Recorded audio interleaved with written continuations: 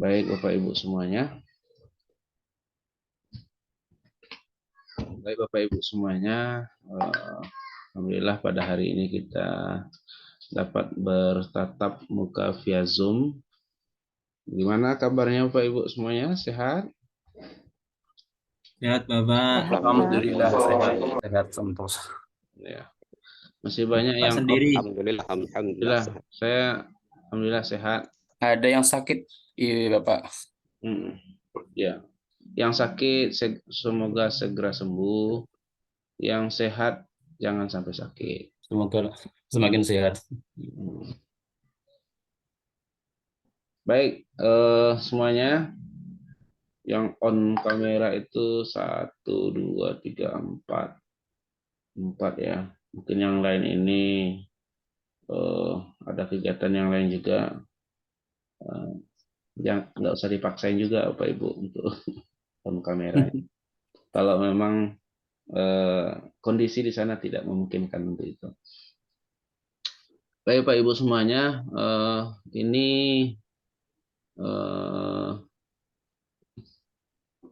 sinkronus kita yang ketiga ya.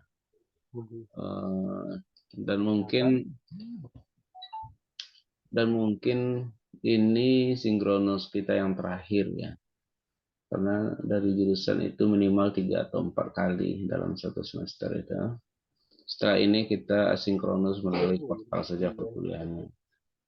Bapak Ibu semuanya, untuk pertemuan 9 dan 10 itu masih banyak juga yang belum mengumpulkan tugasnya. Saya nggak tahu kenapa, apa sebabnya. Karena biasanya Pak Ibu yang sering saya lakukan, kalau Bapak Ibu mengumpulkan saja tugasnya, itu insya Allah ada nilainya. Mungkin begini ya,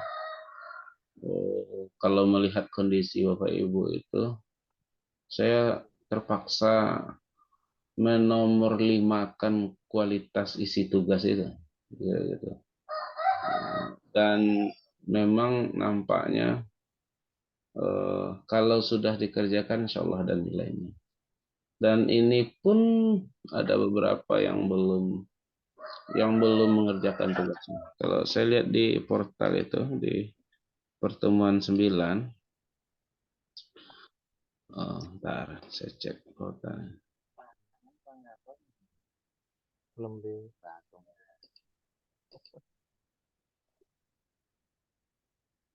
Nah, di pertemuan 9 itu 39 orang yang mengumpulkan. Di pertemuan 10 nambah 1, 40 orang. Jumlahnya kita ada 46. Jadi ya Mas, dan nampaknya tugas-tugas yang terkumpulkan 100% itu pertemuan 1, pertemuan 2, 3, 4, 6 itu saja yang 100%. Selebihnya pasti ada kurang-kurangnya. Dan nampaknya Bapak Ibu ada beberapa orang mahasiswa yang langganan terus tidak mengumpulkan tugas. Saya nggak tahu juga ini gimana nantinya. Apakah memang yang bersangkutan terlalu sibuk mengurus umat ini sehingga kuliahnya di nomor 3 kan atau di nomor 4 kan? Nah, sebetulnya ini masalah manajemen waktu saja ini Bapak Ibu. Kita sama-sama dikasih waktu 24 jam. Manajemen waktu saja pasti bisa dikerjakan kalau memang ada keinginan untuk itu. Kalau dalam agamanya kalau ada niat untuk itu kan. Ya, ada tuh beberapa mahasiswa yang langganan terus yang tidak mengerjakan tugas. Atau ini kan masih semester 3 ya, semester 3. Jadi jangan ditumpuk masalahnya Bapak Ibu nanti ketika di semester akhir itu ketika mau apa penyelesaian itu banyak sekali kredit kuliah ini yang belum terlunaskan gitu kan. Oke, begitu kondisinya. Dan hari ini materi kita itu tentang pembelajaran berbasis video. Pak Ibu semuanya, pembelajaran berbasis video itu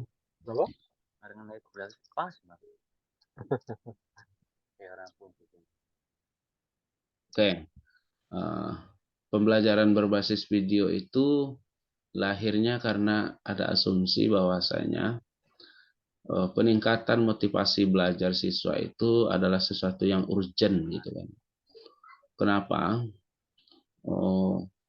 Proses pembelajaran di kelas itu kan sangat alot sekali, itu interaksi antara guru dan murid gitu kan.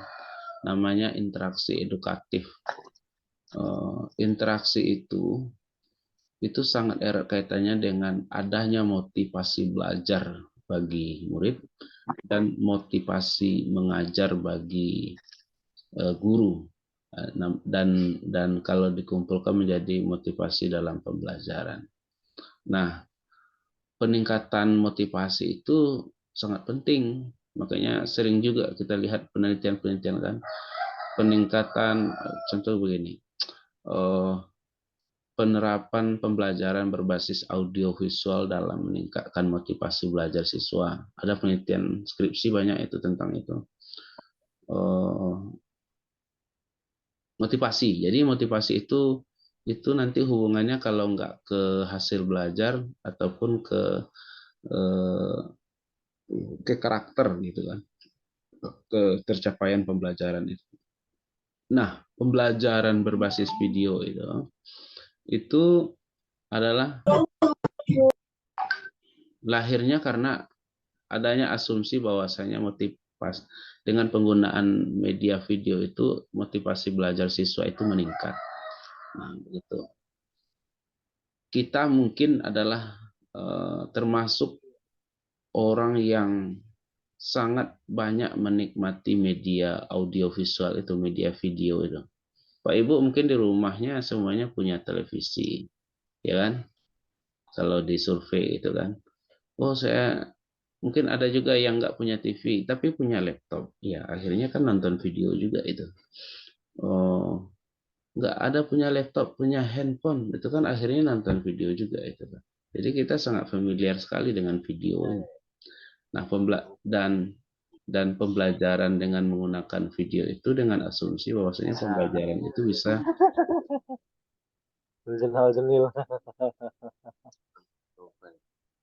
ada komprehensi, Pak Mahrus nampaknya. Oke.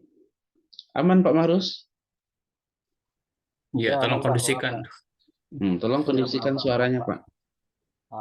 Kan nggak lagi kampanye kan? Nggak ya? Lagi menikmati Pak. Iya. Di danau Pak. Wah gini Pak. Di mana itu? Wah ya ada Pak sosok tuh. Jangan meloncat itu. Wah, mancing mania. Oh, mancing, Masya Allah. Sambil refreshing Pak, mancing Pak. Iya, iya, iya. Yang penting tetap kuliah ya Pak ya. Iya. Tetap Ya kuliah. saya mute Pak, maaf Pak. Kan ada kerja sambil kuliah, kuliah sambil kerja kan. Nggak tahu gimana kita ini. Kuliah sambil kerja atau kerja sambil kuliah ini. Baik, begini. Jadi begitu. Siapa sih anak-anak yang tidak suka menonton video gitu kan? Jadi Bapak Ibu mungkin yang sudah punya anak ya. Sekarang kan susah sekali itu untuk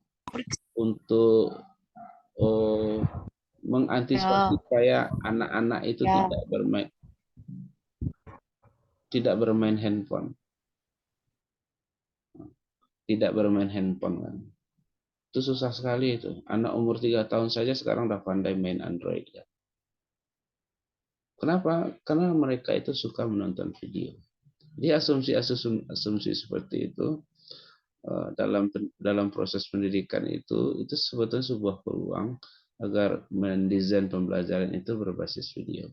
Kita hari ini yang kuliah hari ini itu adalah sudah mempraktekkan pembelajaran berbasis video itu. karena ada audio dan visual melalui aplikasi Zoom ini. Ini salah satu praktek dari pembelajaran berbasis video itu. Nah, dan kalau kita lihat di YouTube itu sangat banyak sekali materi-materi pendidikan agama Islam terutama yang sudah dibuat dalam format video itu dan di-share dan sudah dinikmati oleh orang lain. Oke, kita ke materi ini. Jadi asumsinya seperti itu Bapak Ibu. Pembelajaran berbasis video itu sangat tepat sekali dengan pembelajaran yang dilakukan secara daring, online, ataupun pembelajaran jarak jauh. Nah,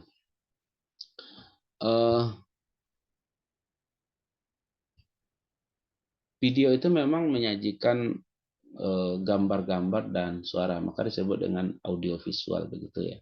Nah, apa untungnya penggunaan, apa fungsinya dulu? Fungsinya dalam pembelajaran berbasis video itu, media video itu kira-kira apa untungnya? Pertama, memberikan pengalaman, ya, pengalaman kepada peserta didik. Hari ini mungkin banyak kita yang belum ke tanah suci, ke Makkah Al-Mukarramah gitu kan. Tetapi melalui media video itu kita bisa tahu seperti apa sih bentuknya Ka'bah itu. Seperti apa bentuknya Masjidil Haram itu. Atau dengan konflik sekarang itu Israel dan Palestina itu, walaupun kita belum nyampe ke sana, tetapi kondisi di sana itu bisa kita saksikan dengan video-video yang ada itu. Jadi itu pengalaman yang sangat menarik sekali bagi peserta didik. Jadi kejadian di luar sana itu bisa kita dapatkan melalui video itu. Nah, bumbu-bumbu video dalam pembelajaran dengan informasi-informasi yang menarik itu adalah sesuatu yang sangat mampu menggugah dan meningkatkan motivasi belajar siswa. Terus memperlihatkan secara nyata sesuatu yang pada awalnya tidak mungkin bisa kita lihat. Dalam pembelajaran PAI itu Bapak Ibu, seperti ini, ketika kita mengajarkan gimana peristiwanya perang Uhud itu, dan bagaimana peristiwa sehingga munculnya air Zam-Zam, peristiwa Nabi Ismail atau kejadian-kejadian pada masa Rasul itu bisa divisualisasikan melalui video yang ada. Itu kan kalau dalam proses pembelajaran itu disebut dengan pendekatan kontekstual, itu namanya Pak Ibu.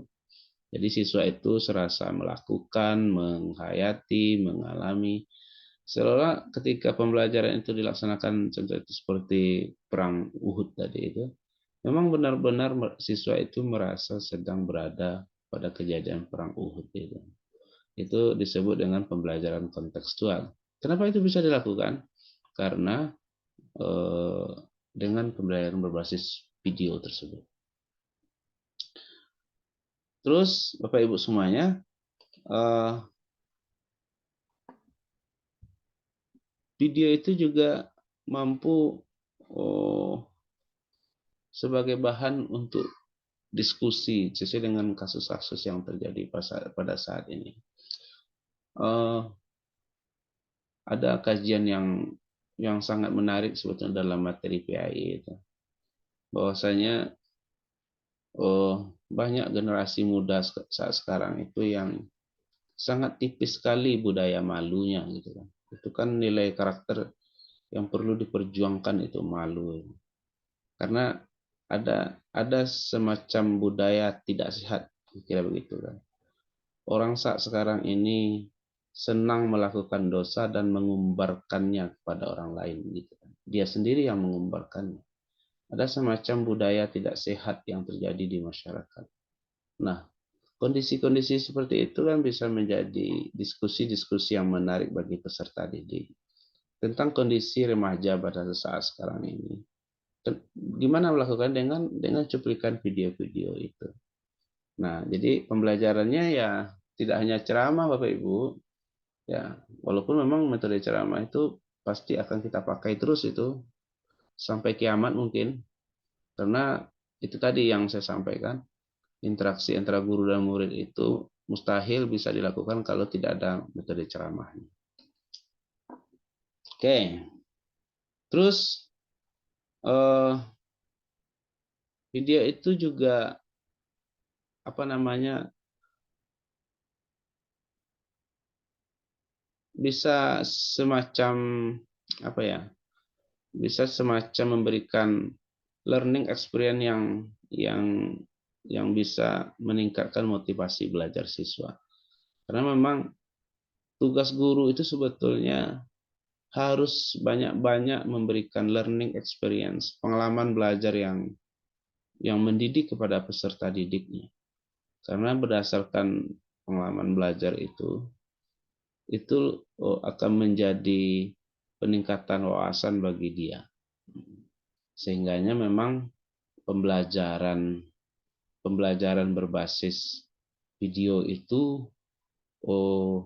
biasanya kalau di sekolah-sekolah itu akan sangat disukai oleh siswa dibandingkan hanya guru menjelaskan. Bapak Ibu bisa praktekkan nanti itu. Itu siswa di sekolah itu enaknya belajar menggunakan video atau ceramah saja. Bisa dibuktikan.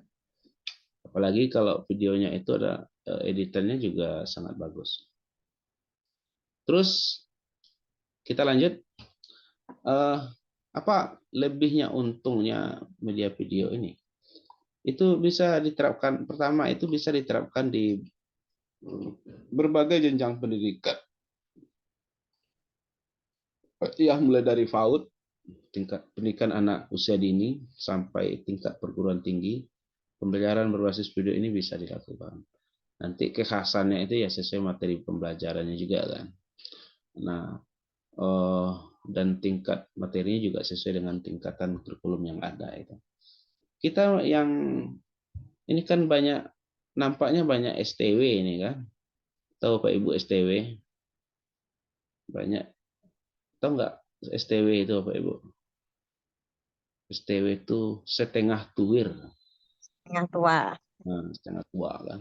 Kan nggak tua-tua amat ini kan. Walaupun ada tampangnya yang agak tua, yang penting semangatnya masih muda kan. Nah, kita suka juga nonton video. Ini bisa dicek ini Bapak Ibu yang punya Android itu. Pertama kali buka Android itu yang dilihat apa? Ya kan? Pasti salah satunya yang ada unsur videonya. Cocok, jadi cocok untuk seluruh jenjang pendidikan. Durasinya bisa singkat dan memberikan pemahaman kepada siswa. Jadi bisa diringkas.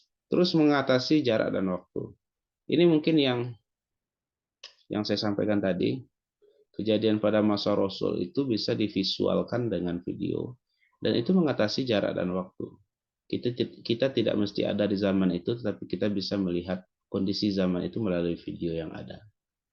Karena memang video itu bisa menggambarkan peristiwa masa lalu. Jadi Bapak Ibu seperti apa namanya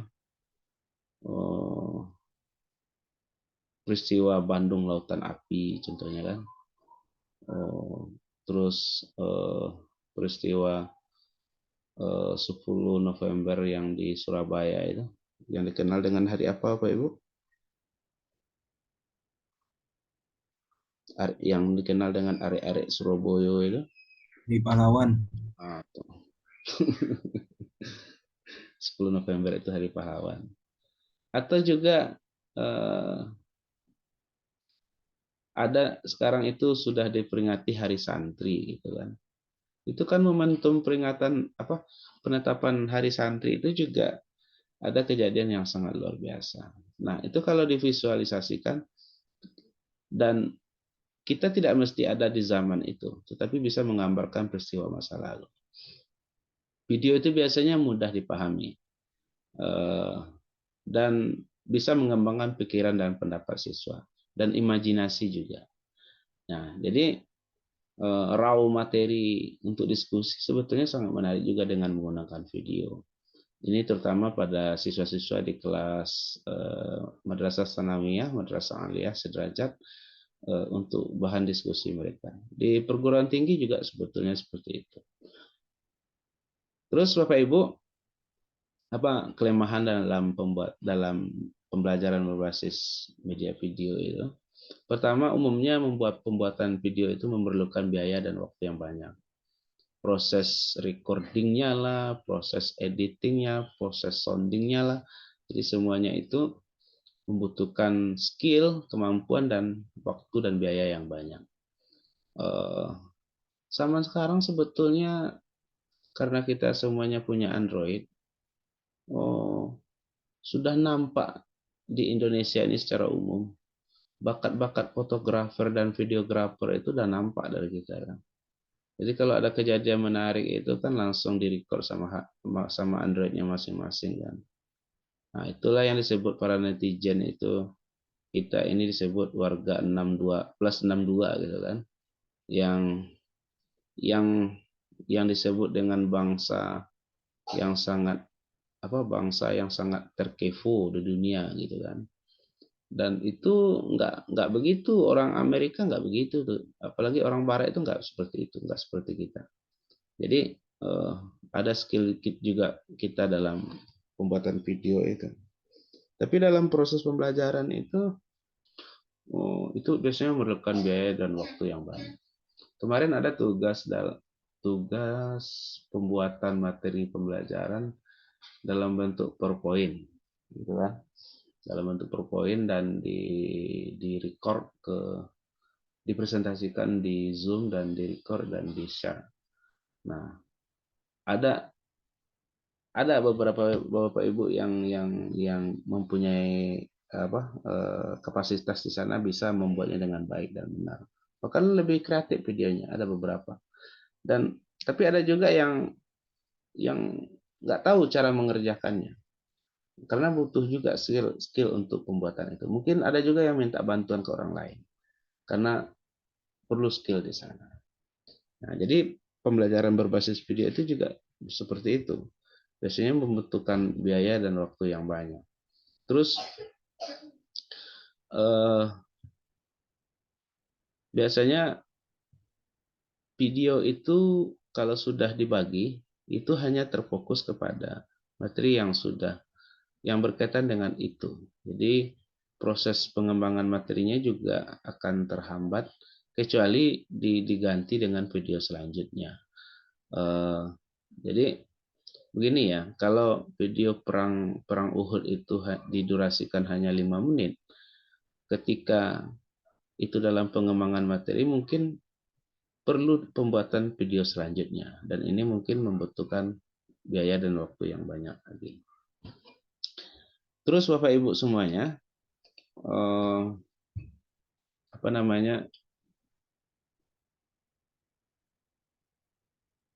ada pertanyaan yang sangat menarik sebetulnya. Seberapa urgenkah pembelajaran berbasis video ini bagi peserta didik pada zaman saat sekarang ini? Bapak Ibu semuanya, yang harus kita pahami adalah kita sebagai guru dan sudah jadi guru ini kan, ternyata sudah jadi guru, ada hal yang perlu kita perhatikan. Kita mesti menguasai juga di bidang teknologi, di bidang audiovisual ini. Karena anak-anak zaman sekarang, anak-anak remaja itu, mereka pintar sekali dalam proses pembuatan video itu. Bapak Ibu mungkin bisa melihat gimana mereka editing foto dan videonya dan di-share ke TikTok, di-share ke Instagram, di-share ke YouTube atau ke Facebook. Mereka pintar sekali dalam hal itu. Ataupun hanya sebatas status di WhatsApp-nya. Nah, guru juga harus mampu untuk itu. Jadi guru-guru zaman sekarang itu harus anti gaptek teknologi lah gitu. Kira begitu kan. Karena harus paham juga. Jangan nanti ketika masih ada guru saat sekarang ini yang gemeteran ketika pegang mouse laptop gitu kan. Itu kan aneh sekali itu. Kalau ada yang seperti itu mungkin perlu di-scan lagi itu kemampuan menjadi gurunya. Bapak Ibu semuanya, terkait ini mungkin semuanya saya yakin dan percaya Bapak Ibu yang ada di lokal ini Apalagi ini perkuliahan yang sudah dilakukan jarak jauh. Bapak Ibu adalah orang yang selalu mempraktekkan pembelajaran berbasis video.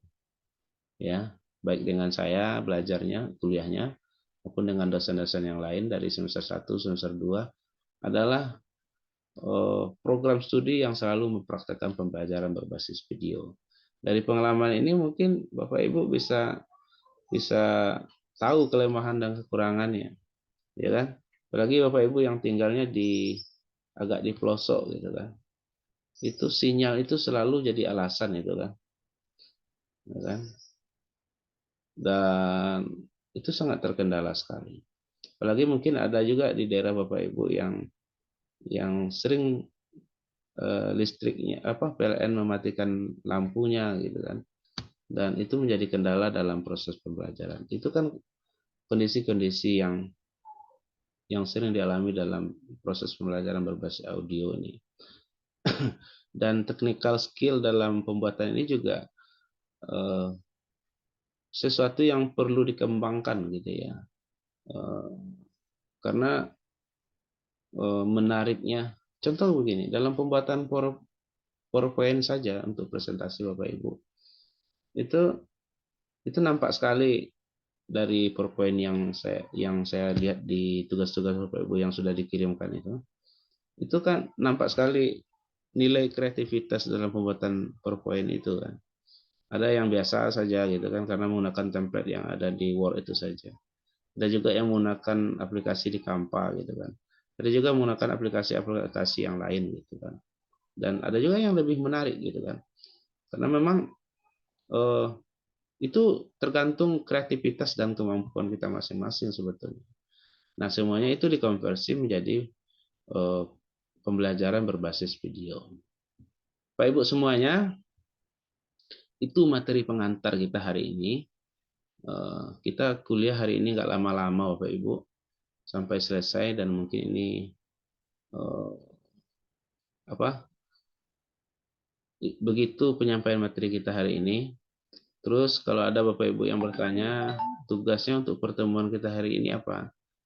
Nanti akan saya share di grup.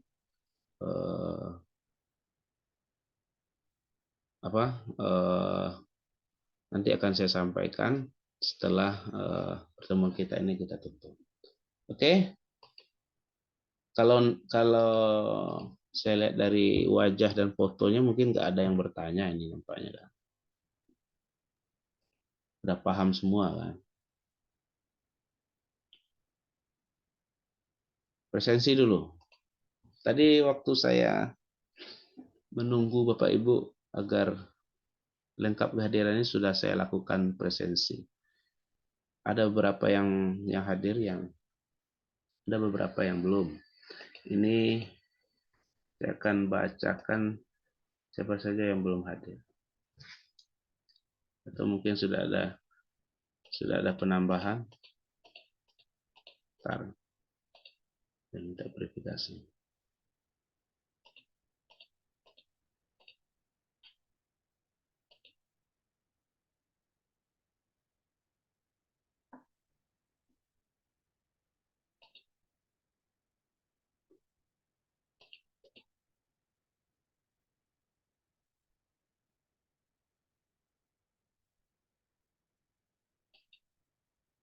Nih.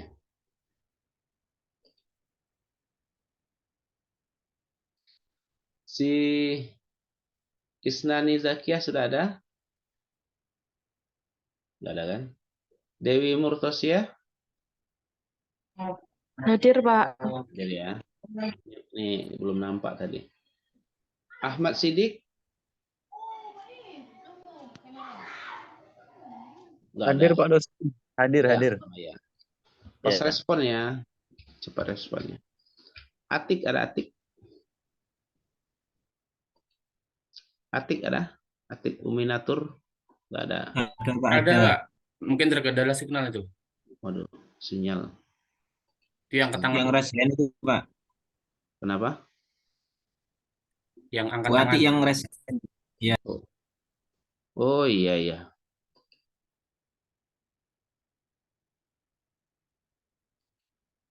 Terus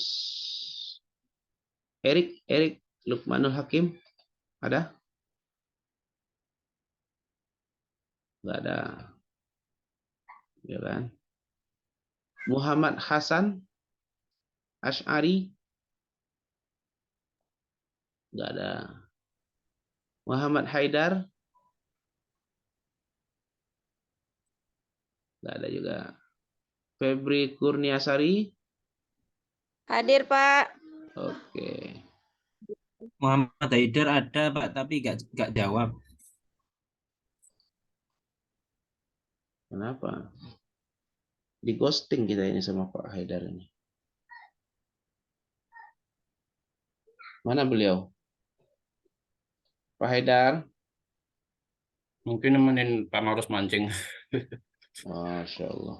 Itu ada Muhammad Haidar itu ada Pak, cuma beliau nggak jawab kayaknya. Entah sinyal atau gimana itu Pak. Yalah, yang penting sinyal aja yang salah lah ya. Solihin. Ada Solihin? Ya, Pak. Ada? Yang Solihin. saya yang 28 juga, Pak. Oh, ini 271. Oh, bukan, Pak. Maaf, bukan saya. Bukan. Ahmad Soleh? Ini nggak ada kan? Soleh ini? Si tulang ini? Tidak ada kayaknya. Muhammad Nawawi?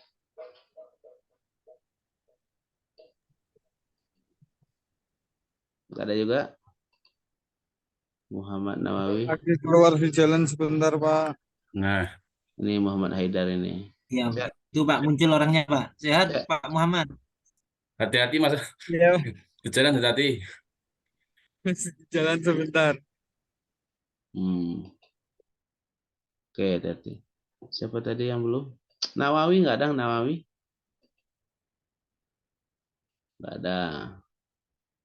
Ya, ini Suswanto, Sulastri, Budi Sastra Bahrun. Ini biasanya beliau yang bertiga ini sering tidak mengumpulkan tugas ini. Iya betul Pak. Tadi Sulastri, Bahrul itu kayaknya dari mata kuliah yang lain juga seperti itu Pak. Sudah begitu, jadi bukan dengan saya aja ya. Betul. Atau perlu kita tengok ke rumahnya enggak perlu ya. Perlu, Pak, perlu. Ya. Boleh Pak. Kalau perlu Jauh, silakan. jauh, Kalau Pak Desa. Di tawasul saja Pak. Oh enggak ya, itu mantap itu. Transfer Tawasul. juga kayaknya. Didoain aja, Pak. Ya didoain, mudah-mudahan Dapat hidayah. Kembali ke jalan yang benar Pak. masih baik-baik juga niat Bapak Ibu ini ya. Pak Muhammad Ahyar itu baru ada itu Pak tadi barusan. Oke. Sukron Hamdani. Hadir, Pak. Hadir ya. Rifka Nabila. Hadir, Pak. Oke. Lucy Febriasari. Hadir, Pak. Oke. Solehudin ada ya. Ada, Pak. Ada. Arif Rizaluddin. Ada ya? Hadir, Pak. Hadir. Hotma Sari. Hadir, Pak, hadir. Oke. Tadi siapa yang baru masuk? Siapa tuh? Nani Zakia hadir, Pak. Oh, tuh. Isnani ini nomor 3 namanya. Bisa tiga. Oke. Ruswati hadir, Pak. Siapa? Ruswati hadir, Pak. Terus nanti kok 3-2. Tadi masih ke belakang, Pak. Rosani. Rosnani. Ruswati, Pak. Oh, udah, Ruswati hadir. Udah. Nur Asia hadir, Pak. Siapa? Nur Asia.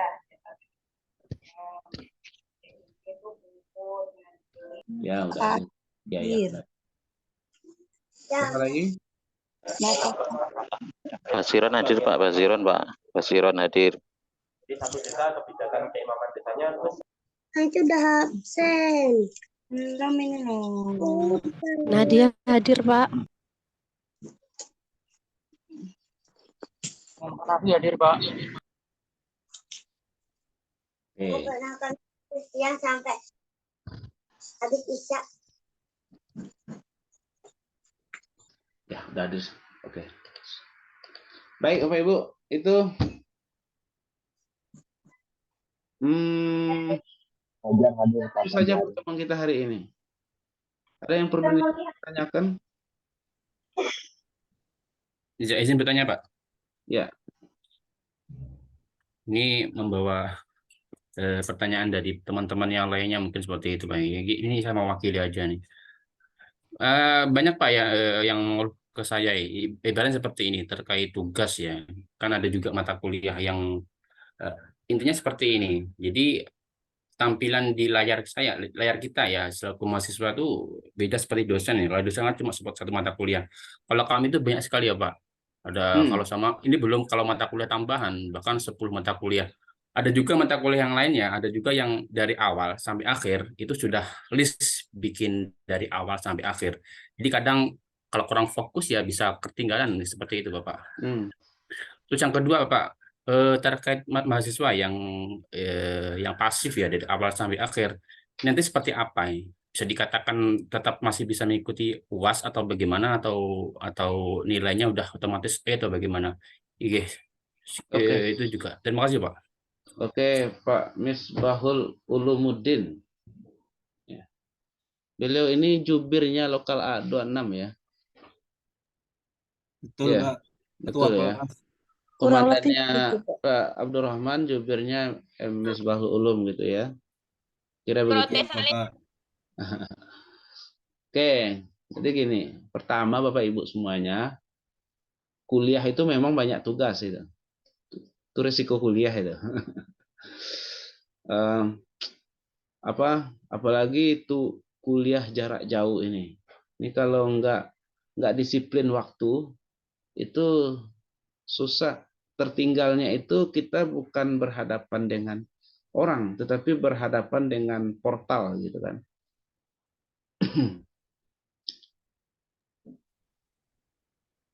Halo?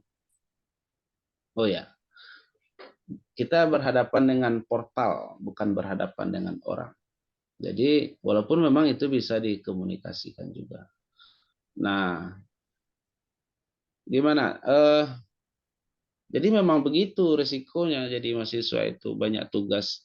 Jadi itu yang saya bilang. Bapak Ibu tuh saya nggak tahu juga apakah kuliah sambil kerja atau kerja sambil kuliah itu. Itu kan tergantung dari Bapak Ibu memprioritaskan yang mana dulu gitu kan.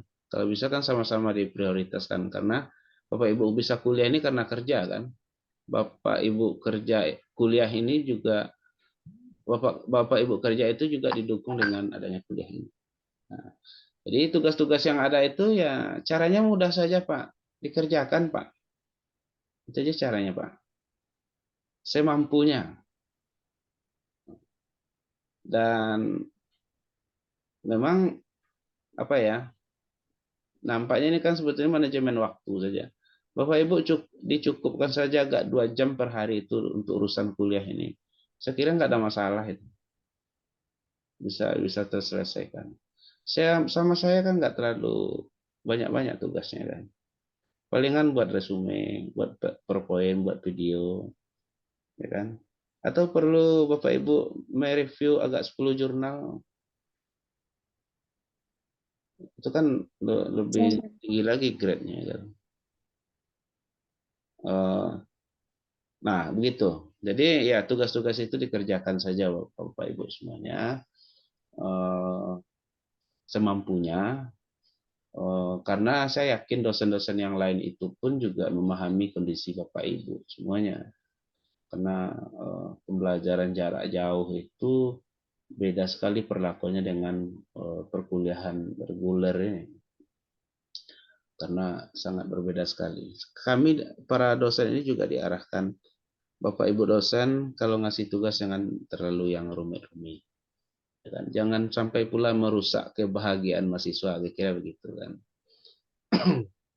Tuh, terkait tugas. Jadi kalau ada tugas dari saya, kerjakan saja Pak. Semampunya. Kalau nggak mampu, saya kira mampu. Mungkin nggak perlu kalau nggak mampu. Saya yakin mampu. Karena itu kan sudah diukur juga dengan kemampuan mahasiswa. Terus bagi mahasiswa yang sering tidak mengerjakan tugas, yang pasif gitu bahasa. Saya itu sesuai aturan saja Pak. Aturannya gimana? Kalau apalagi yang pasif itu kan, itu yang kasihannya kan begitu. Jangan terkesan begini, seolah dosennya saja yang mau kuliah, mahasiswanya enggak kan. Itu kan aneh itu Pak. Dosennya mau ngasih nilai ini, tapi syarat dari mahasiswanya enggak ada. Nah, jadi begitu. Jadi mungkin Pak Misbahul Ulum, Pak Abdurrahman selaku apa yang dituakan di lokal ini, kira begitu bahasanya. Diingatkan juga kawan-kawannya itu. Nah, jangan terlalu sibuk mengurus dunia itu kawan-kawan. Urus juga kuliah ini gitu kan. Nah, kira begitu kan. Karena mungkin dulu begini ya. Mungkin ada anggapan Bapak Ibu ketika lagi kuliah ini nggak terlalu penting amat nih kuliah gitu kan. Tapi Bapak Ibu kalau udah tamat nanti pasti terasa penting kuliah ini. Apalagi udah dapat SPD-nya kan. Kalau sekarang mungkin banyak susahnya gitu. Apalagi masih semester 1, itu masih nanjak itu baru. Semester 3 ya. Masih nanjak pendakian itu, belum sampai turunan itu Bapak Ibu. Jadi tugasnya akan semakin banyak. Apalagi nanti di semester 5 itu agak berat itu pendakiannya. Nah, begitu. Begitu ya. Jadi jadi tadi ada beberapa yang saya sebutkan itu. Saya heran juga itu. Saya mau ngasih nilai itu. Nilai-nilai seperti nilai 50, 60. Tapi orangnya nggak pernah respon gitu kan. Ketika sinkronus juga nggak pernah hadir gitu kan. Ketika tugas itu nggak sekali 2 kali saja. Pertemuan 1, 2, 3, 4 dikerjakan. Setelahnya rutin ini orang ini. Atau jangan-jangan mereka janjian nggak? Mungkin, Pak. Mungkin juga ya. Walaupun beda lokasi kan, janjian jarak jauh. Itu kuliah tanpa niat itu, Pak. Tidak ada niat. Ada juga ada Bapak Ibu yang kuliahnya niat banget kuliah. Ada juga hasilnya nggak maksimal kan. Apalagi kuliah nggak tanpa niat itu. Gitu kan. Kan nggak mungkin kayak video-video di Instagram dia lagi tidur tiba-tiba wisuda kan nggak mungkin kayak gitu kan. Ada prosesnya. Begitu Pak Misbahul Ulumuddin. Mudah-mudahan Pak Misbahul Ulumuddin sehat selalu. Amin, amin. Semuanya amin. Amin, amin, Itu juga amin, amin. Istri bertambah. Amin, amin, Mbak. Amin, Mbak. Jangan, Pak. Amin, amin, amin. Kedengaran nanti berabe nanti. Pak Misbah sebut istri itu. Ada yang lain? Kalau nggak cukup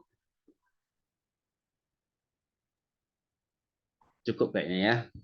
Begitulah Pak Ibu, nanti pertemuan selanjutnya kita lakukan secara asinkronus melalui portal. Apa tugas hari ini nanti saya sampaikan di grup ya.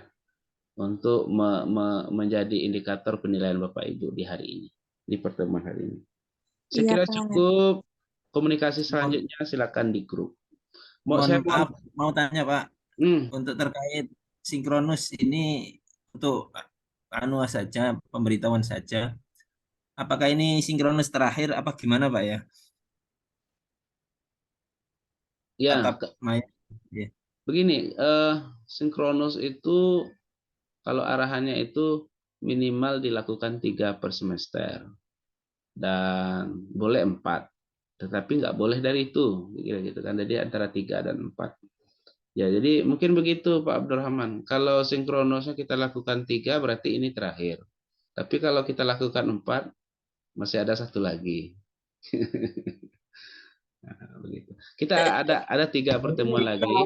3 aja Pak dosen, 3 kali aja. 3 ya, ini bukan dalam rangka kampanye ya, 3 aja.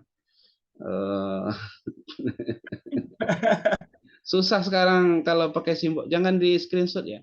Kalau pakai simbol-simbol itu susah sekarang. Tiga Yang saja. boleh gini Pak simbolnya Pak. Gini, ya nggak menandakan angka 3 itu kan. Wah, bahaya nih, Pak, Bapak. Udah ada yang bilang bahaya, udahlah. Ya udah kalau nggak boleh pakai simbol, kalau nggak boleh pakai 3, ini yang terakhir, bukan begitu Pak Fajar? Oke, begitu Pak Ibu. Mudah-mudahan sukses semuanya. Terima kasih. Iya. Siap, Pak. Maaf Bapak, ini kan berhubung karena Oke. terakhir kan, ini kemungkinan kami minta bisa dikatakan kenang-kenangan mungkin ya, bisa off on kamera semuanya Bapak Ibu biar kami foto. Iya, bisa yang Betul, bisa betul. on cam silahkan buka kameranya. Betul. Itu untuk terakhir. Jangan terakhir kita. Ya. Serempak ketemu lagi lah. Khusus ya bentar. Amin. Ketemu lagi, Pak. Amin. Ya, amin, silahkan amin. on kamera dulu biar saya foto. Pak Abdurrahman bisa bantu ya, ini saya masih ngondisikan yang lainnya nih. Saya coba ini sebentar. Oke, siap. Oke.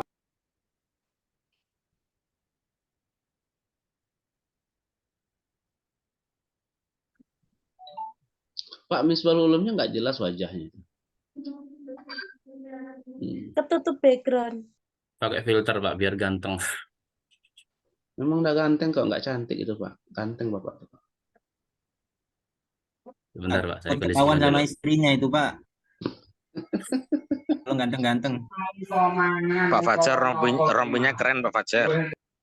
Takutkan angka 3 tuh. Sudah Pak Ketua. Oke, siap. Terima kasih Pak Rahman. Sama-sama. Oke, kayaknya cukup Bapak selesai. Cukup ya. Oke, terima kasih semuanya. Zoom ini saya Terima kasih, tutup. Pak. Sukses untuk Terima kasih semuanya. semuanya. Assalamualaikum warahmatullahi wabarakatuh.